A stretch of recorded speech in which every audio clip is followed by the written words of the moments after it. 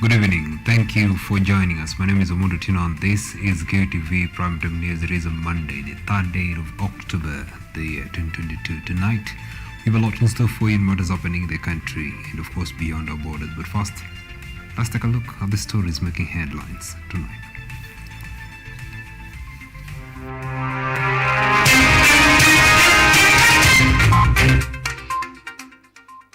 President William Ruto chairs second cabinet meeting to discuss reforms on drought situation.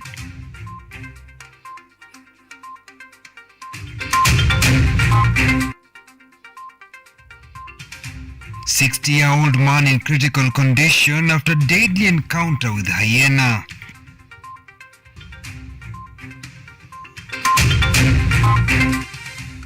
Operators in distress as over 30 motorcycles allegedly stolen in Juja, Kiambu County.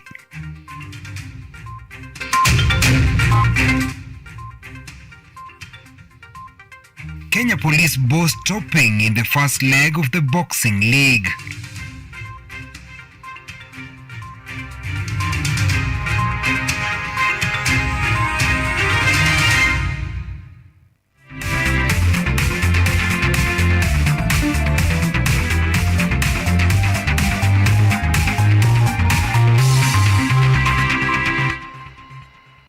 This is KUTV Primetime News with OMONDI OTIENO.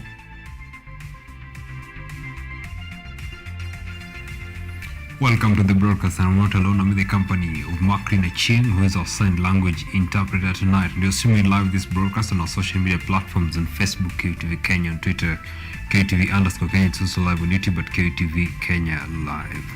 Now, President William Ruto today chaired his second meeting with the former President Uhuru Kenyatta's cabinet since his swearing in. The meeting sought to assess the progress in the national response to the ongoing drought situation that has affected 23 counties, together with the appraisal of the ongoing humanitarian support and relief food being provided to the families in those areas. The head of state, President William Ruto, has chaired another meeting with the outgoing cabinet secretaries who served with the former President Uhuru Kenyatta.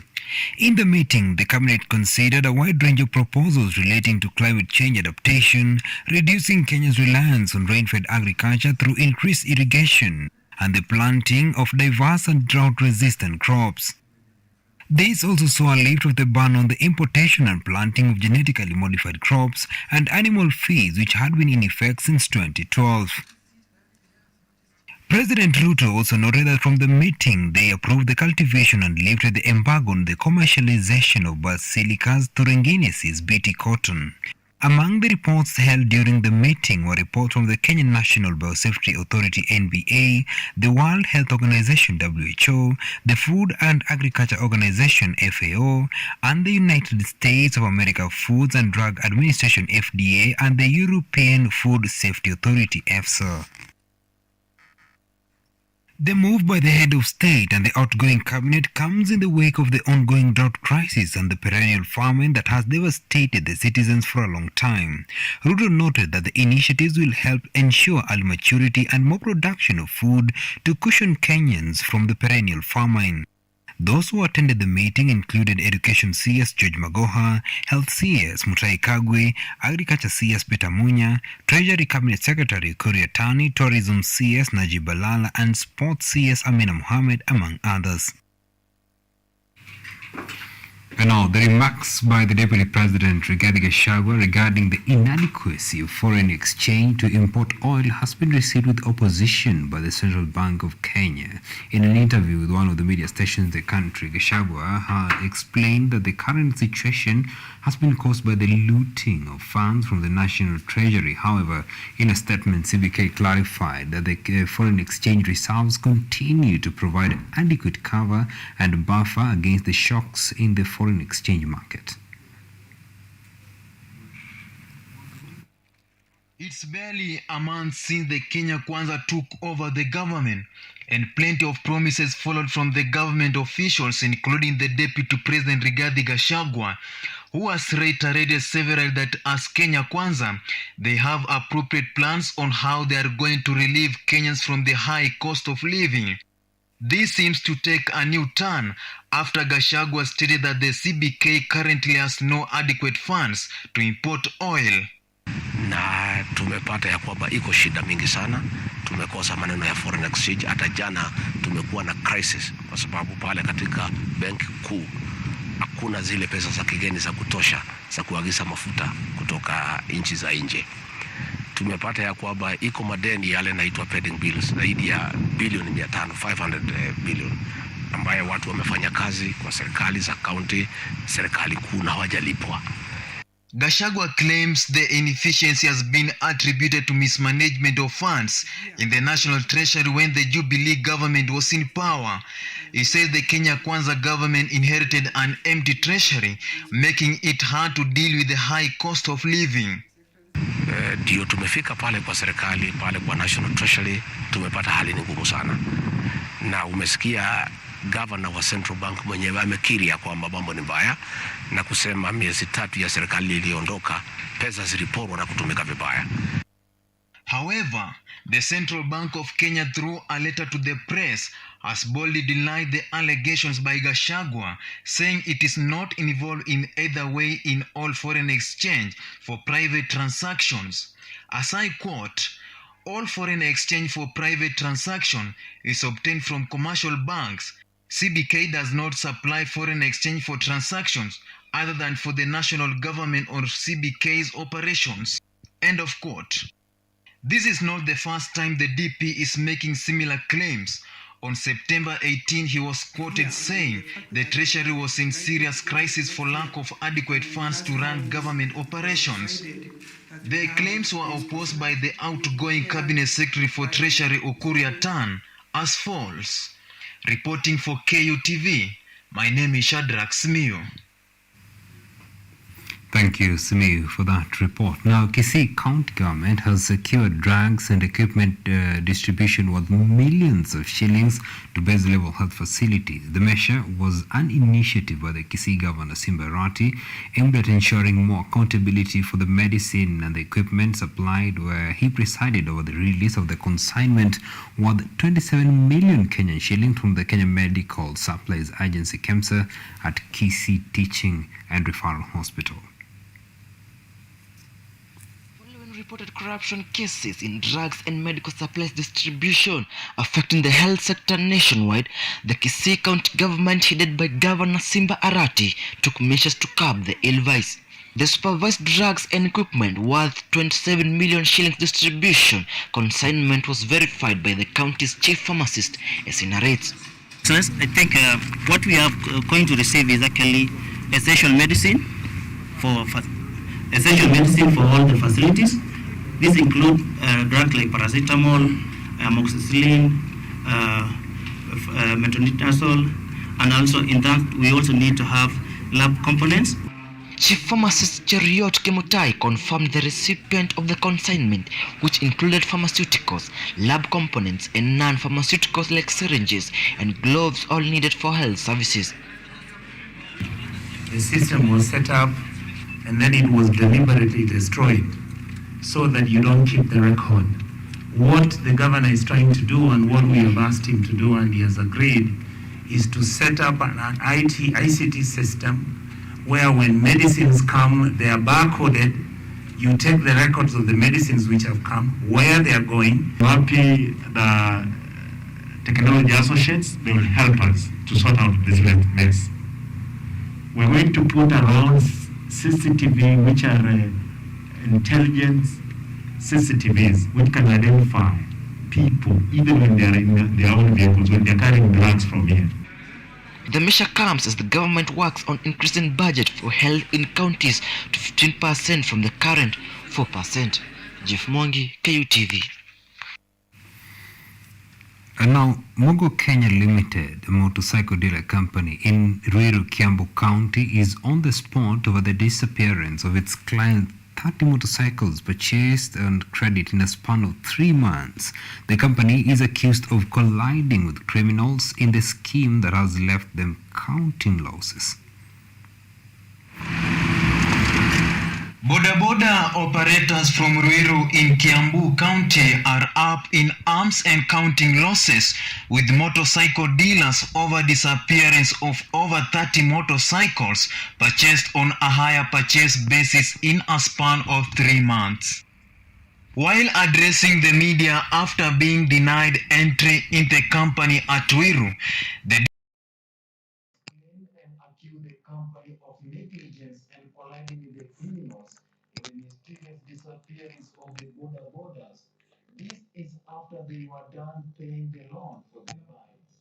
Pikipiki ni mingi sana. Hapo kwa matangi zimepotea more than 30. Na zote hakuna tujaipewa ripoti.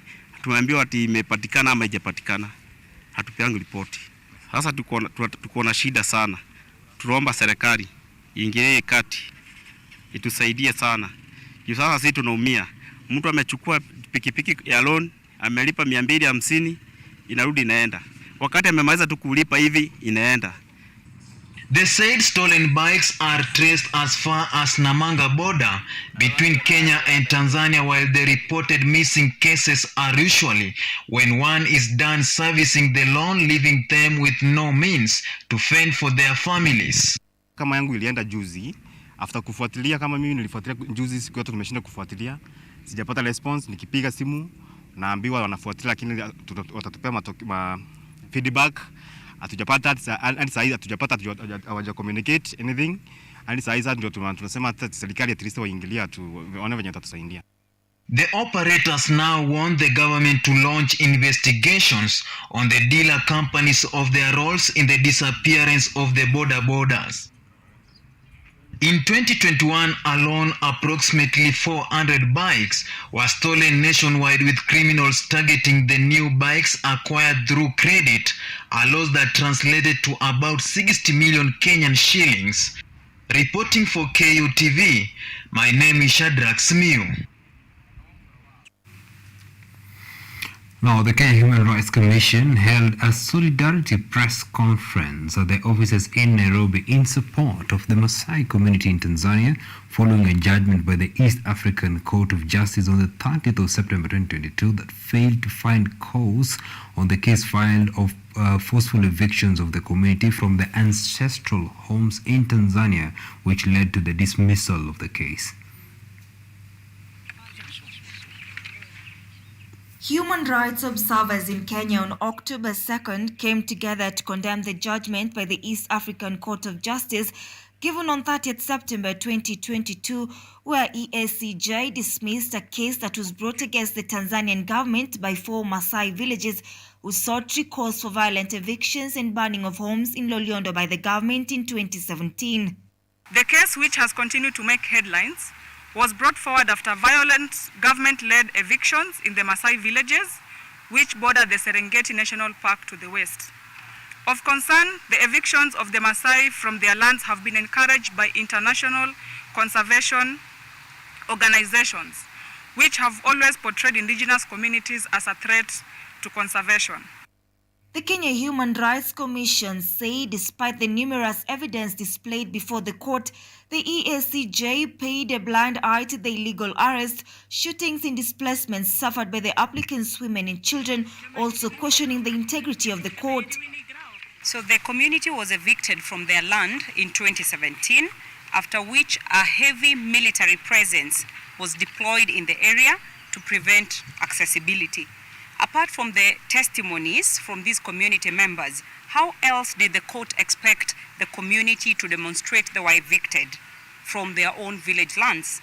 What other proof of ownership did the court expect or require beyond the erected beacons?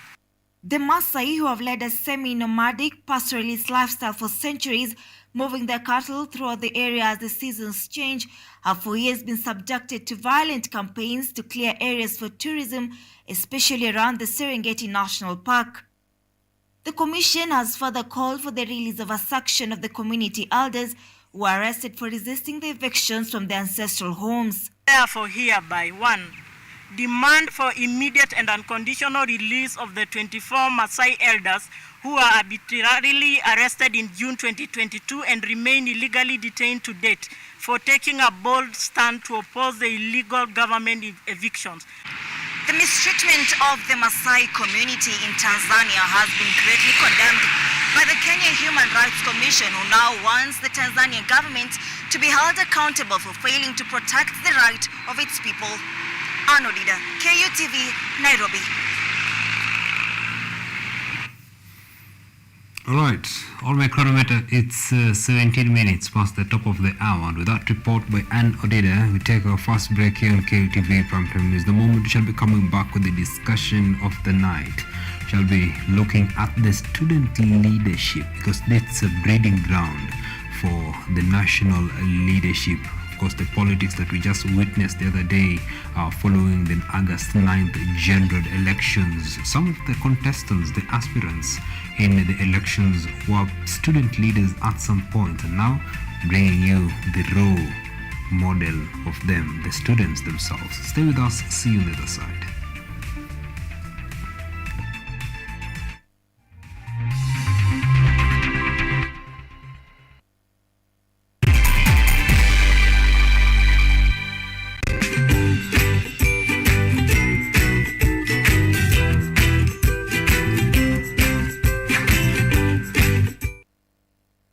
Driving and riding without incidences on the road is such an amazing experience. But do you know, while many road traffic crashes are avoidable, human behavior continues to be the leading cause. Speeding, lane indiscipline, drunk driving, distracted driving, failure to wear a helmet, and failure to use available pedestrian ways have been flagged by NTSA as the fatal 6 behaviors likely to lead to a fatal crash and serious injuries. As part of the Usalama Barabarani campaign, we request all road users to prevent these fatal 6 behaviors for their own safety and that of others. When driving, ensure your speed is within the stipulated limits, the road ahead is clear before overtaking. Stick to your lane, keep left unless carefully overtaking. You're well rested if driving on long distances, and you never drink and drive.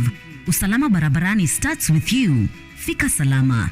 This message is brought to you by the National Transport and Safety Authority and the European Union. Lola is an app that gives you a chance to watch videos, listen to audios, and read articles wherever you are for free.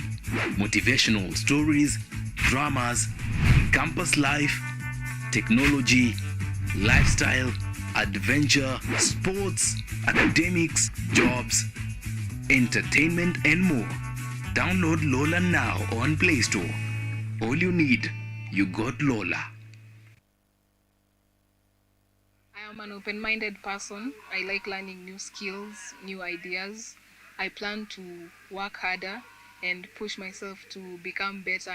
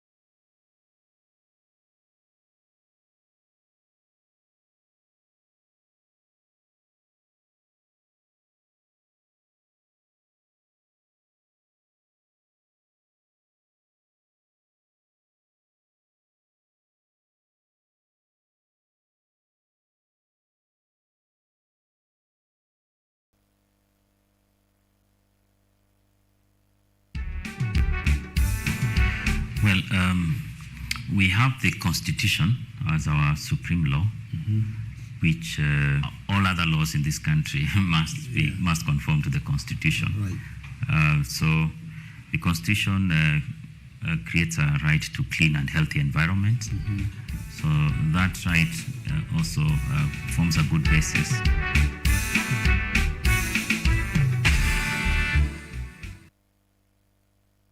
This and that you study. If you're not in class, you're in the field. Najua students mnapenda kulala.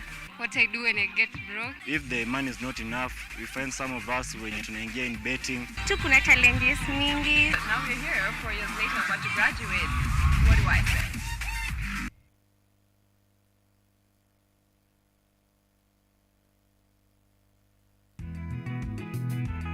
Sasa ni bora zaidi.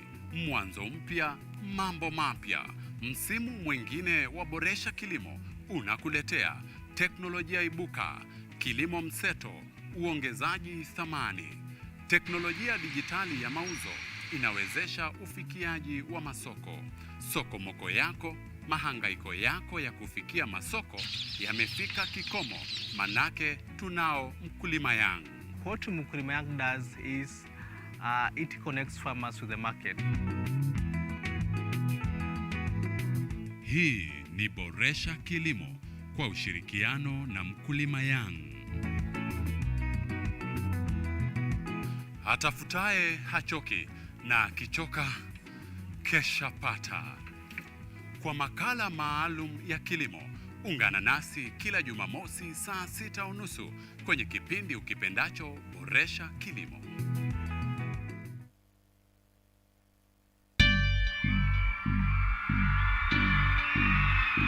I'm a freshman in Kenyatta University.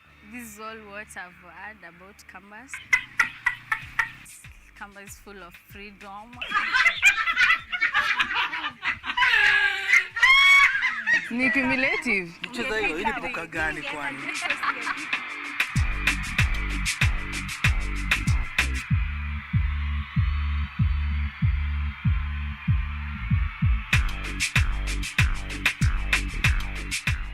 I'm a fourth year student and I mostly hang out at shopping centers. No. I was actually It's never too late to start being serious.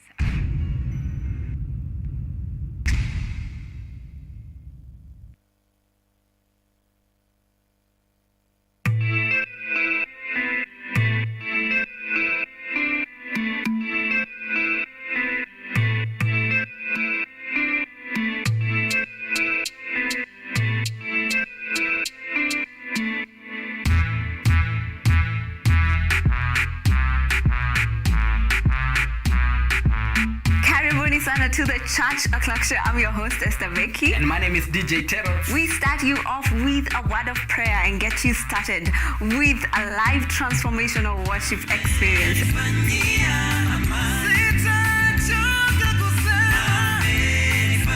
And have our minds renewed by the word of God on the word segment. And not forgetting new music za hii wiki, yani ndakuwa bado nawapatia pale wasanii wamekuwa kiwakali.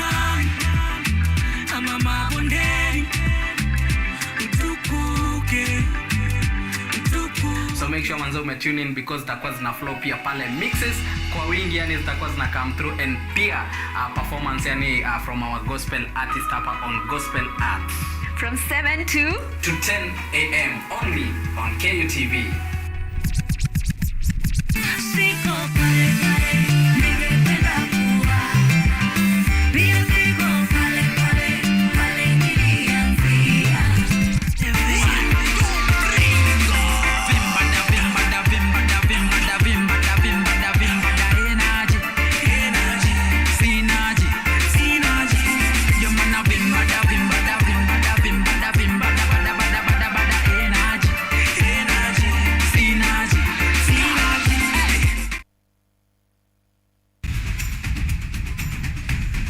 Bila shaka, mbiu ya mgambo ikilia, kuna jambo.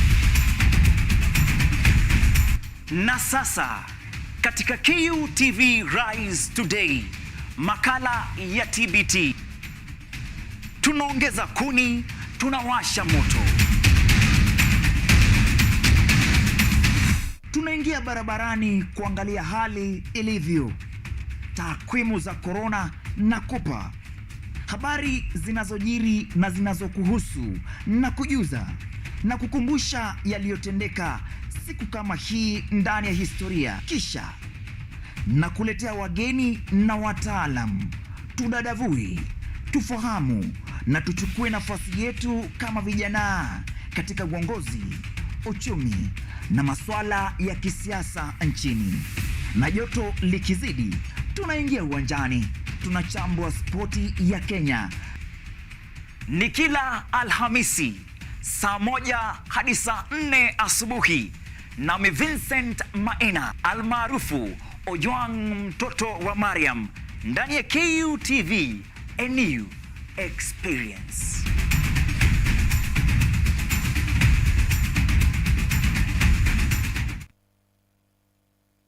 Technology, science, innovation, ICT and research. These are the ingredients upon which the solutions to the 21st century problems are founded. In a world that is rapidly changing, it's all hands on deck to ensure a balance in all fields of life.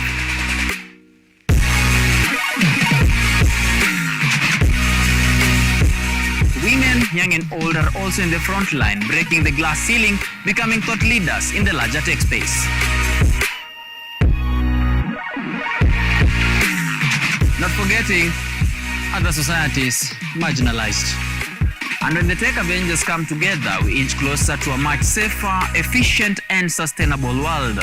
What we view as a norm in today's advanced world was just an idea, and for nostalgic reasons, we trace back to the iconic days to bring you the retro tech.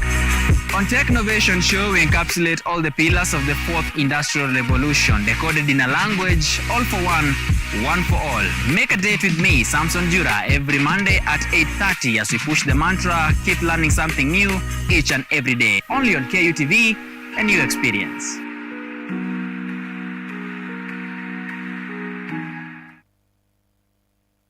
Motocross is a form of off-road motorcycling held in enclosed road circuits. In Kenya, most of the races are held at the Jamhuri grounds. In today's episode of The Future, we focus on young motocross enthusiasts from Kenya and neighboring Uganda.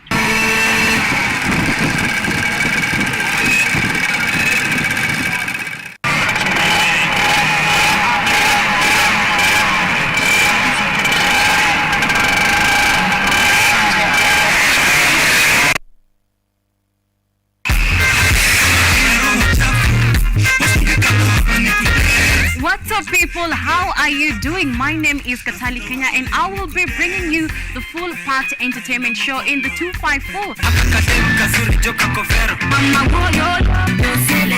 Talk about trending topics on the industry 411. When these people were doing the things they've been accused of, was I there? We're bringing you the biggest upcoming and sizzling artists in East Africa coming through. So then I got a call from Shafiweru. And he asked me, wewe, unataka kufanya radio ama nini? Nikiwa solo artist, sema nilikuwa careful. The biggest concerts and events going down in East Africa.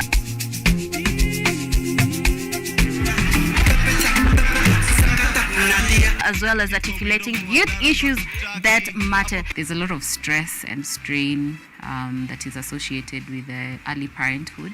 This is the full packed entertainment show that you cannot afford to miss every Monday from 8 p.m. This is the Scrunch Show, and see you there.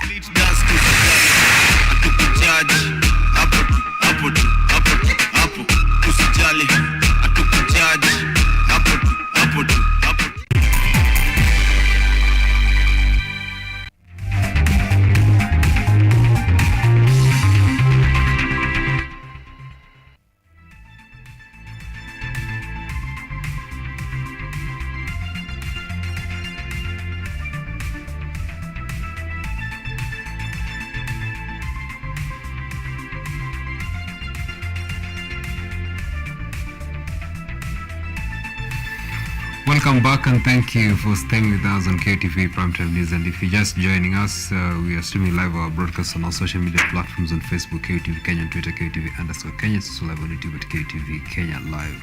Now, following the 2023 general elections, which saw heavy campaigns from contestants for various positions, the dust in the national political arena is not settling.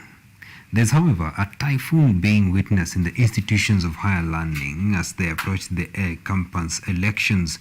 The typhoon is, however, not turbulent as it used to be in the earlier days before the introduction of the University Amendment Bill of 2015 by the then National Assembly Majority Leader Garissa Township MP Alden Duale. This therefore sets ground for our discussion tonight, and joining me is Harrison Ngangar of Kenyatta University and Mushoki Kirera of Technical University of Kenya, both aspiring student leaders and potentially future leaders. Thank you so much, gentlemen, for dedicating your time for this discussion.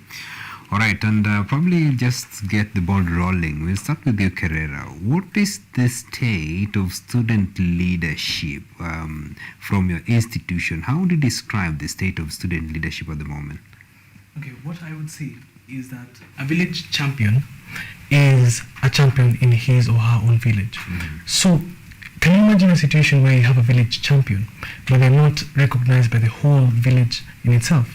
What happens is that you have a particular faction not exactly recognizing this, and this leads to various issues. The village champion may not have these privileges, they may not be able to do several things, they may also get influence from outside because, again, they are the village champion, but once not recognized, then it doesn't go as well. That is what is happening with the delegate system. All right. Now, let me get Harrison. What's your take? We are talking about the student leadership. What's the state of student leadership in your institution, Kenyatta University? And do you feel really that with the state of things that the interests of the students are articulated in the current student leadership? Yeah, so we will start with an introduction. My name is Harrison, an outgoing Congress, and then come in Kusa chairperson.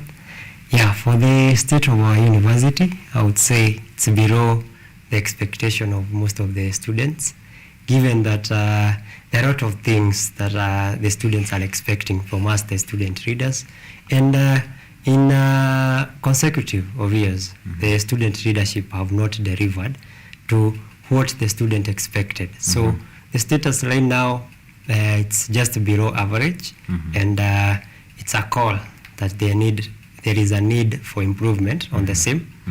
And for the delegate system and the involvement of students in selecting their leaders, I believe within the years that the system have worked, we have seen a failure because you find students even don't know their leaders. So even the accountability on matters leadership, you not find it very effective. Given if I don't know my president, then I don't have a chance to sit with that president to hear if he has delivered what he or she promised to these comrades. So you check the status, you see even the accountability, it's still worrying and it's a need improvement. All right. Now, let me just get back to you, Carrera, with this, because we're talking about the delegate system. Of course, now this is the system of elections that being used in campus following the bill that was introduced in Parliament in 2015 by the then MP for Garissa Township, Alden Duale. So it's 7 years down the memory lane since this bill was introduced to Parliament. So looking at this bill, did it satisfy the needs that it intended to satisfy? And then, was this bill really for posterity? Is it self-sustaining since it was introduced, probably satisfying whatever it wanted to satisfy? Is it for posterity that it is still self-sustaining in the years coming forward? What I would say is, if it was trying to curtail the whole process of student activism, or rather being able to fight for what is right, then it did achieve that. But in actual sense, it really neglected the needs of the students per se. Because, for example, if we want something addressed, then what should you do? Should you just give it to somebody who has a position of formal authority without any informal authority, that is the influence? No, it becomes very, very difficult. And also, at the end of the day, you have a particular individual in that context, and this individual may not be able to push for things because they do not have backing. And the very moment they're pushed against the wall and the wall is not present, then what happens? Things go haywire. You can simply fall off a cliff. So again, it is not a particular strategy or particular structure that really does achieve its goal, I would say. But if the goal is to really quell the student activism, then it really did. Right. So, what do you make of this bill? Of course, Harrison, you had started to mention about this bill. What do you make of this bill? Is it was it meant for posterity? Should we continue with things the way they are in this bill, or do you feel there are some amendments that need to be done to this bill to make sure that the needs and the interests of the students that you're representing in different capacities are well articulated? Yeah, I believe maybe the bill came because if you check the previous years, we have had this student activism affecting the student fraternity in terms of strikes. Now and then there was demonstrations, people are just maybe destroying the university properties. So the bill maybe came to address some of those issues, but I believe it wasn't meant now to erase the student leadership in a manner that student issues are not are not addressed, because given now the introduction of the bill gave the administration a chance now even to introduce leaders who can't address matter students. So you find as much as it had maybe a common good to ensure that there is that stability in the university. It also affected at large the student leadership and the way matters students are addressed. So for me, I feel that it should be erased and removed from the system. We need to go back to one man, one vote. We need to go back to the popular voting of the system which was there previously before the delegates system, because you find this system only give a few people to select their leaders. And when a leader is selected by few people, then maybe the larger community might not recognize and give him or her the legitimacy that he or she requires. So for me, I feel they should just scrap it off and bring back the popular way of voting so that we can know our leaders, and also we can now bring back the activism of students and student leaders that was there before the bill was introduced. All right. I don't know, Kerala, how do you want to weigh in onto this? Do you feel really the bill should be scrapped off and we go back to how things used to be in the past, or you feel that probably you should just make amendments to the bill that was introduced in 2015? I strongly believe it should be scrapped off, majorly because, again, it does not give leaders the legitimacy that they deserve. And again, it curtails the democratic right of a student leader and of its people as well in that particular institution. So, all in all, I strongly believe that we have so many things we can advocate for if we have everybody involved in the process. Again, as I said, there is formal authority and informal authority. So, the very moment you have somebody in a formal authority position, and they do not have that informal authority, that influence, what does it do? You can barely fight for students' needs. You can barely go and talk about the things that are facing, the issues facing our students. So again, I feel as if it should be scrapped off, or something else be introduced as well, along the lines of ideologies and parties, but that is generally the trajectory I'd want it to take, but not this whole process that curtails the activism that students can actually demonstrate. All right, interesting. Now, maybe I just want to borrow from what we saw, the events we saw before the 2023 general elections. We saw the Azimio side, which was headed by, of course, Right Honorable Raila Amolo Odinga. They made recommendations to the electoral body that for us to participate in this electoral process, these are some of the requirements. These are some of the recommendations that we need so that, we'll be satisfied with the results that shall be announced following these general elections. So, for you, now that you are eyeing the chairmanship of the different institutions, of course, that you're coming from. And it's interesting, of course, because you've told me that you've served in different capacities. You're going, of course, leaders in different, of course, dockets. So have you tried to table some of these recommendations that, yes, we have a bill that was passed in Parliament on how things are supposed to be run, but as we've served in different dockets, we feel this is what should be done. The 2015 bill, the Universal Amendment Bill, we feel it's not in a way representing what really our electorates need. So have you gone ahead to be accountable, of course, now to try to amplify the voice of the students by rectifying the voices and the needs of the students in terms of leadership? Harrison, I think we'll just start with you. So for me, I would say previously, if you see the student leaders in the different capacities and different universities, they have not come together, even maybe to draft something that will be presented in the Parliament or in the Senate for a proposal of a different system of voting or a different system to run our election.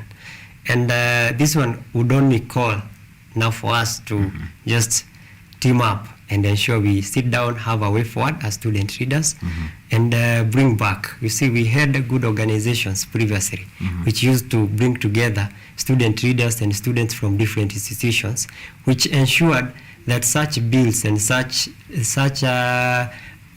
bills are tabled in the Parliament. So for me, I would only call to the student leaders, even in different institutions, either in Nairobi or outside, that they come together.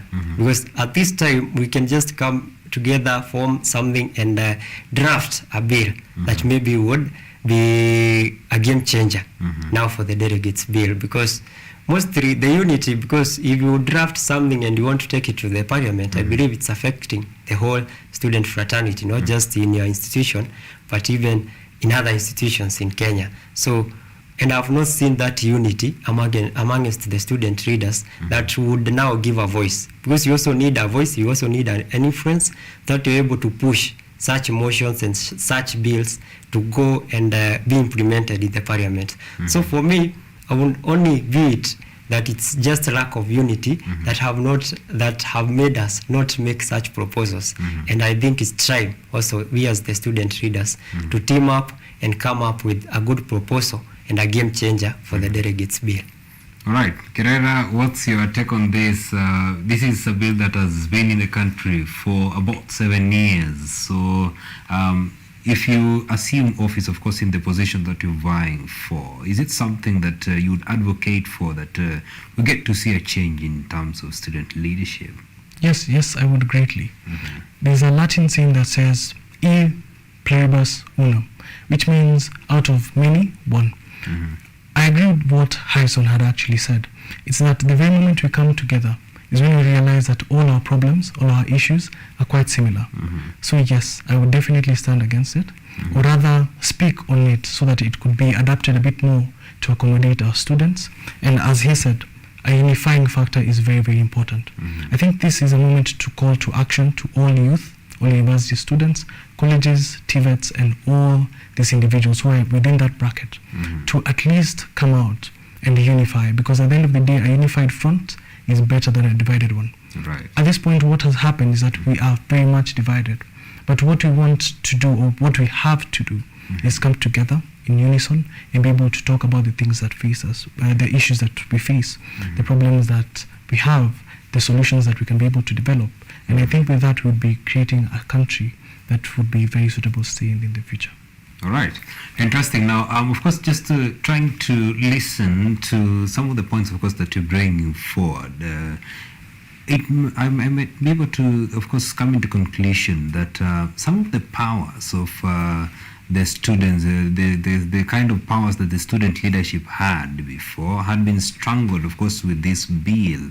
Because traveling back in the memory lane, we saw the kind of vibrance that was witnessed in the 1970s, the 1980s, and of course the 1990s. Of course, probably when talking about the 1980s, the coup attempt was orchestrated by students from the University of Nairobi. And of course, other good things when it comes to fighting for democracy were done by student leaders. But in the 2000s and when the vibrance now was not so much as it was in the previous years, students did not take up their role. So assuming that, of course, maybe you get into position and you champion for the scrapping off of this 2015 University Amendment Bill, what are some of the priorities that you might want student leadership to go back to? Because student leadership does not just end at the university level, because the student leaders, of course, when they go outside, they become the national leaders. So what are some of the things that you feel that the student leadership should also be addressing nationally? Kerala, we'll start with you. I think, first of all, as students, and again, I say students, and what we also need to realize is that we are a very big part of the youth. We are meant to be the watchdogs, per se, of the government as is. So even with the new government that's coming in, we need to be able to see and be able to gauge what exactly is happening. Be able to stand up when things go wrong, be able to applaud them when things go right. Again, in this instance, what we have is a watchdog that is tied to a chain. And what happens in that case? If a thief gets in, you can't be able to do anything. So what we would want to do, what I would want to do in that capacity, is at least have a system of students and youth as a whole within the country who can stand up and point out issues that we're facing. Stand up and point out when things are not going in the direction we want to, and at least be able to bring out the solutions, bring out the ideas, because we are a brilliant lot, and I think that will make a very big difference. Right, interesting. So Harrison, what do you feel, student leadership, what role really should it be playing in terms of the national leadership? Because in terms of being elite, the people from the tertiary learning institutions, you understand some of these policies better than the people who elect leaders to go and make them in parliament. So what role do you feel that the student leadership should also be playing in the national politics?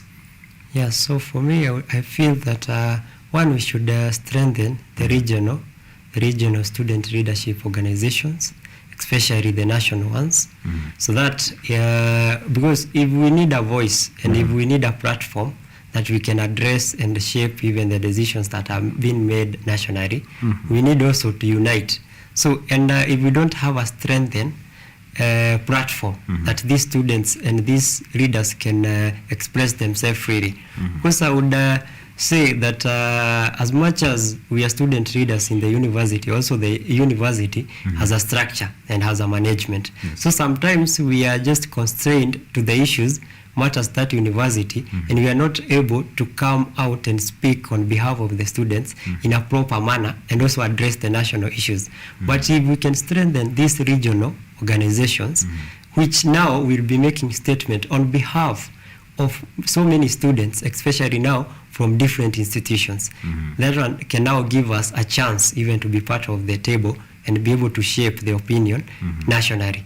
Again, also, it's a collaboration, because we need also to go and sit down with the readers and also the ministries that are in charge of us as the students and us as the youth, so that we get a platform and we know where we can collaborate, so that we don't just come out to speak on the negatives, but we also participate in the positives. Right. Yeah.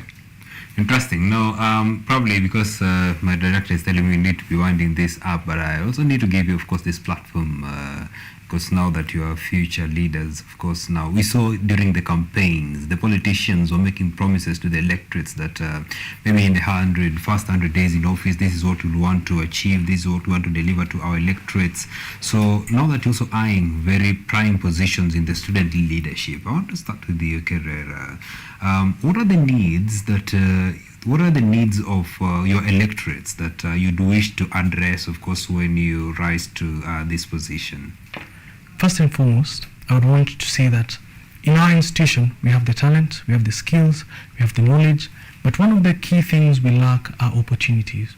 So what I want to do, and what I have done in the recent past, is try and really work on and exploit the opportunities that we have out there.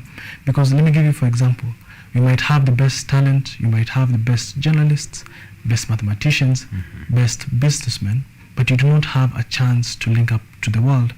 What we are planning to do is to have strategic partnerships, be able to talk to organizations that can actually take our students, be able to bring these things closer, because yes, we do have the opportunities and we have the people who are in need of the opportunities, but what we lack is the accessibility. So one of the key things we want to do is create more opportunities, and I strongly believe with that we will be creating a better pipeline for students between the outside world and the institution itself. Right, amazing. So, for you, Harrison, what do you feel are the needs of your electorates that when you clinch this position, probably you'd wish to give them priority and address them in your leadership? Yeah, first I would address the quality of education in our institution, because currently you get the students are not getting the right information and the way they are supposed to be taught. It's not being done in the best manner.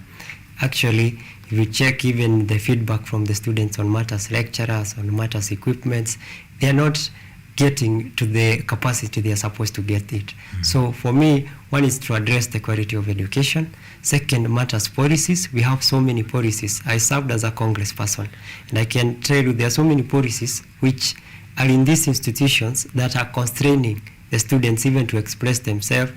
Talk of social media policies, talk of other policies, which if you just address something that you can't just come out and speak freely because of these policies. So for me, one, I would love to change a number of policies, which I will list down in my manifesto, and again, change the quality of education, and lastly, address matter student welfare, which now carries the accommodation, security, and other issues of the students, which right now, they are not being addressed, and there is need and a gap. There is that gap that we need to fill at this moment. Yeah.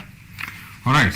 I think that's interesting and impressive for now. And because of time, my director is telling me that we need to move on to other segments of news. And of course, when you clinch these whole offices, hopefully I'll bring you back so that we hold you accountable to some of these, promises and the good initiative that you have for the country, and of course for the students that you will be leading in different capacities. Thank you so much, gentlemen, for coming.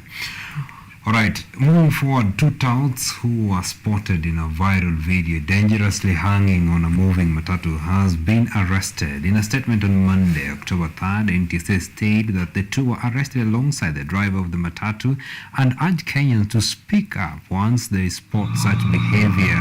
A video of the two, who did not shy away from the camera hanging on the Buruburu-bound matatu, went viral on Sunday, October 2nd, attracting a backlash. A statement by the NTSA states that the trial will be charged as per the laws laid out by the Kenyan Constitution.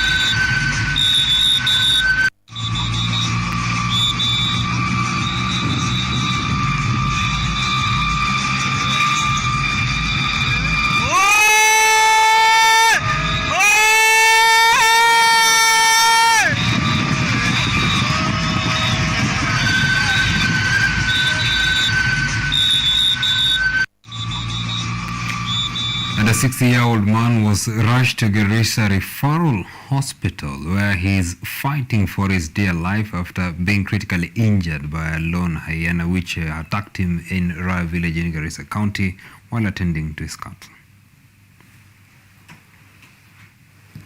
Residents of Raya village, Garissa County, were left in shock after a marauding hyena attacked 60-year-old Abdi Afi Mohammed while looking after his goats in his farm along Tana River, where he lost his left eye during the scuffle.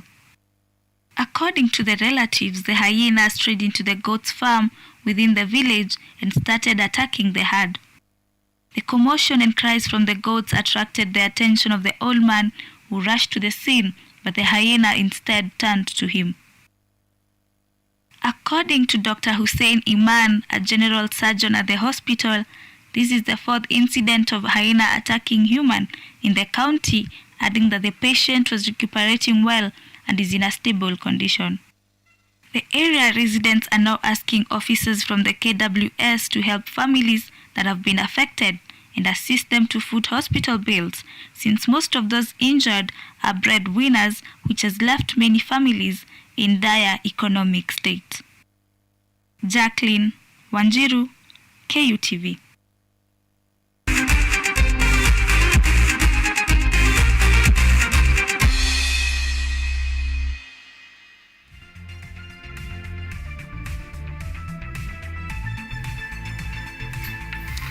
All right, let's now take a look at what's happening in the world of sports. Now, the Gor Mahia Club Secretary General Samuel Chola on Monday distanced himself and the club from being associated with the Freemason after the club chairman Ambrose Rachir confirmed that he is a member. While speaking to the press, Dr. Rachir said that he willingly joined the Freemason in 1994 after being introduced by a close friend. Ambrose has been at the helm of Gor Mahia Football Club for 14 years and is credited for transforming Kogalo to becoming an all-time champion in the Kenya and East African region. He further dispelled reports that the Freemasonry, which has different temples in Nairobi, Mombasa and Kisumu, offers human sacrifices in exchange for success.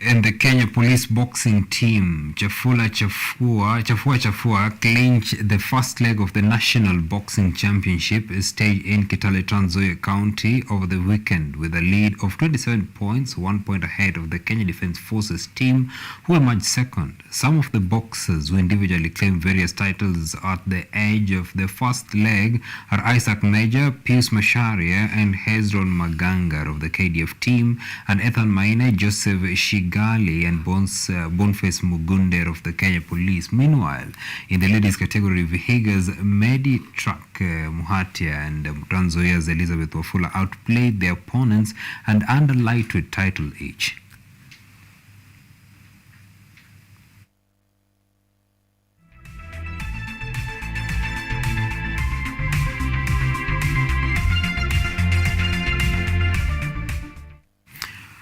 And finally, at least 127 fans have lost their lives and more than 300 injured in the Indonesian stadium stampede that happened on Saturday night, where about 3,000 spectators had attended a Premier League match. This occurred after East Java-based football club Arema supporters started throwing bottles and other objects at the players and fans before storming the pitch, leading to one of the most grisly stampedes in history. The International Football Governing Body FIFA has made a statement that all its members association and confederation flags are now flying half-mast at the FIFA headquarters in tribute to all those who lost their lives.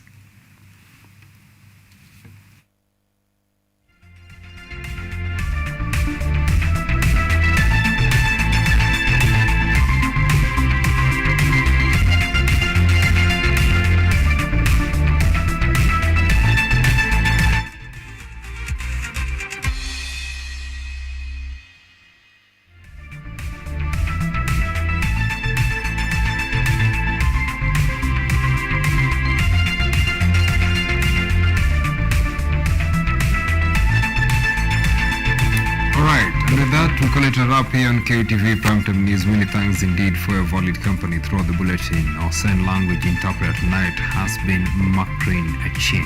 My name is OMONDI. That's it for tonight. Have a great one. Shall we see each other tomorrow?